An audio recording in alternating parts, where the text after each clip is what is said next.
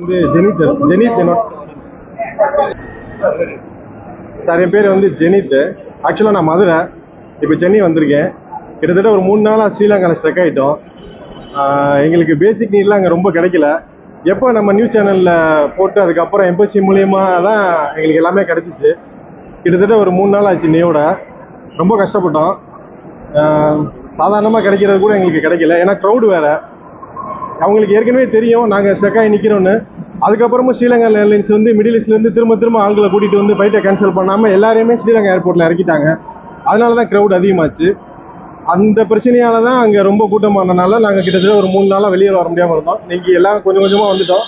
இது வரைக்கும் எங்களுக்கு ஸ்ரீலங்கா ஏர்லைன்ஸ்லேருந்து எந்த ரெஸ்பான்ஸ் இல்லை. நாங்கள் தனியாக இண்டிகோ ஃப்ளைட்டை புக் பண்ணிவிட்டு திரும்ப இன்னொரு டிக்கெட் எங்கள் சைட்லேருந்து எடுத்து சென்னை வந்து இறங்கியிருக்கோம் நல்லபடியாக. ஓகே சார், நாங்கள் வியாழக்கிழமை ஈவினிங் நாங்கள் அங்கேருந்து கிளம்பணும் சார். அங்கே ரியாத்லேருந்து கிளம்பணும் வியாழக்கிழமை ஈவினிங். வெள்ளிக்கிழமை காலையில் கொழும்பு ஏர்போர்ட்டில் வந்து லேண்ட் ஆக வேண்டியது. அங்கே வந்து லேண்ட் பண்ண முடியாத ஒரு சூழ்நிலை. அது வந்து இது வெதருடைய சூழ்நிலை. நாங்கள் அக்செப்ட் பண்ணிக்கிறோம். அவங்க வந்து என்ன பண்ணாங்கன்னா, வேற ஒரு ஏர்போர்ட், மத்தலங்கிற ஒரு ஏர்போர்ட் 250 கிலோமீட்டர் தள்ளி உள்ள ஏர்போர்ட்டில் போய் எங்களை வந்து இறக்கி விட்டாங்க. இறக்கி விட்டு ஒரு 3 மணி நேரம் ஃப்ளைட்டுக்குள்ளே இருந்தோம் சார். வேறு ஏதாவது சிக்னல் கிடைக்குமா, திருப்பி கொழும்பு ஏர்போர்ட்டில் போய் இறக்க முடியுமான்னு சொல்லி அவங்க முயற்சி பண்ணாங்க. பட் அவங்களுக்கு எதுவும் சிக்னல் கிடைக்கலன்னு சொல்லி கடைசியில் வந்து அந்த மத்தள ஏர்போர்ட்லேயே எங்களை வந்து இறக்கிட்டாங்க. அந்த மத்தள ஏர்போர்ட்டில் வந்து அது ஒரு சின்ன ஏர்போர்ட்டு. அங்கே பெரிய ஃபெசிலிட்டிஸ் எதுவும் இல்லை. வேறு எதுவும் ஃப்ளைட்ஸ் வர்றதுக்குரிய வாய்ப்புகளும் இல்லை அங்கே.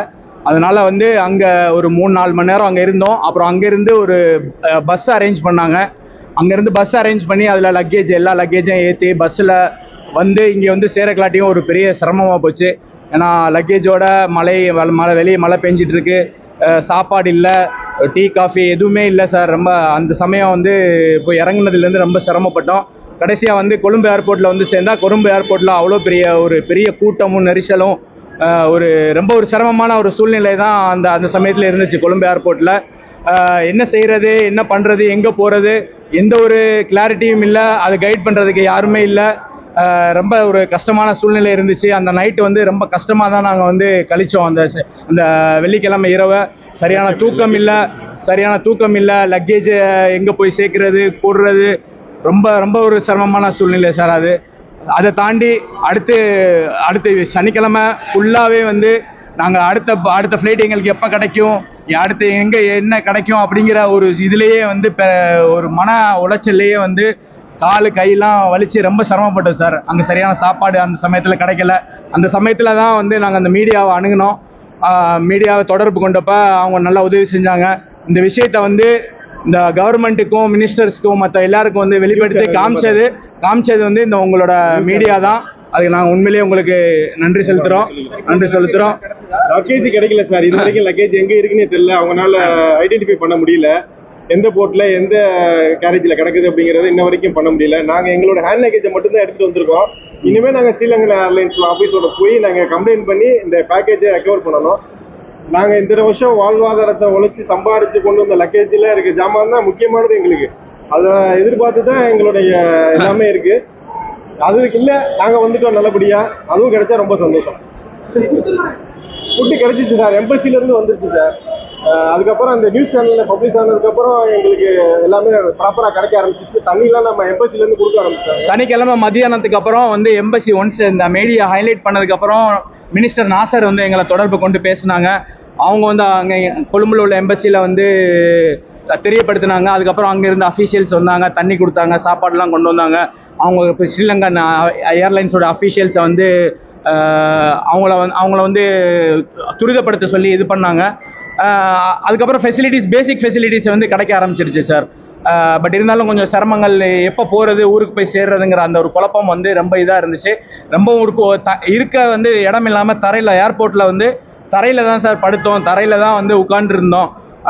இது எங்களுடைய சூழ்நிலையாக இருந்துச்சு. இதை விட கை குழந்தைங்களை வச்சுருந்தவங்களுக்குலாம் ரொம்ப பெரிய கஷ்டம் சார். அவங்களுக்கு குழந்தைக்கு பால் கொடுக்கறது கூட இது ரொம்ப சிரமமாக இருந்துச்சு. வயசானவங்களுக்கெல்லாம் சரியான ஒரு உட்கார்றது கூட சரியான ஒரு இடம் இல்லாமல் ரொம்ப கஷ்டப்பட்டாங்க சார். இப்போ வந்து அதுக்கப்புறம் இந்தியன் அஃபீஷியல்ஸ் வந்து எல்லாம் இது பண்ணி ஞாயிற்றுக்கிழமை காலையில் வந்து ரெஸ்கியூ ஃப்ளைட் அரேஞ்ச் பண்ணி திருவனந்தபுரத்துக்கு 2-3 ஃப்ளைட் வந்து 2 ஃப்ளைட்டு கூட்டிகிட்டு போயிருக்காங்க. பாம்பேக்கு ஒரு ஃப்ளைட்டு வந்து கூட்டிகிட்டு போயிருக்காங்க. ஆனால் ஏன் சென்னைக்கு ஏன் வந்து ஒரு ரெஸ்கியூ ஃப்ளைட் அரேஞ்ச் பண்ணலங்கிறது ஒரு பெரிய ஒரு கேள்விக்குறி சார். ஏன்னே தெரியல உண்மையிலேயே. ஏன்னா இருந்த பேசஞ்சர்ஸில் அதிகமானவங்க 150 பேருக்கு மேலே 200 பேருக்கு மேலே சென்னையில் உள்ளவங்க தான் இருந்தாங்க. பட் அப்படி இருந்தும் சென்னைக்கு ஒரு ரெஸ்கியூ ஃப்ளைட் அரேஞ்ச் பண்ணல. அது என்ன எனக்கு தெரியல, இன்ன வரையும் தெரியல. ஓகே சார், நாங்கள் இப்போ விட்டா போகுதுன்னு சொல்லிட்டு நாங்கள் கொழும்பு ஏர்போர்ட்லேருந்து ஓடி வந்துட்டோம். நாங்களே ஒரு ஃப்ளைட்டை புக் பண்ணி வந்துட்டோம். எங்கள்கிட்ட இப்போ ஹேண்ட் லக்கேஜ் இருந்த ஹேண்ட் லக்கேஜோடு வந்துட்டோம். அடுத்த லக்கேஜ் எங்களுக்கு எப்போ வரும்னு தெரியல. நாங்கள் அதையும் வந்தால் எங்களுக்கு சந்தோஷம் சார். ஆனால் இனிமேலிருந்து நாங்கள் ஸ்ரீலங்கன் ஏர்போர்ட்டுக்கோ ஸ்ரீலங்காக்கோ நாங்கள் போகிறதா எங்களுக்கு சுத்தமாக முடிவே இல்லை சார். இனிமேல் அந்த பக்கமே போக மாட்டோம் சார்.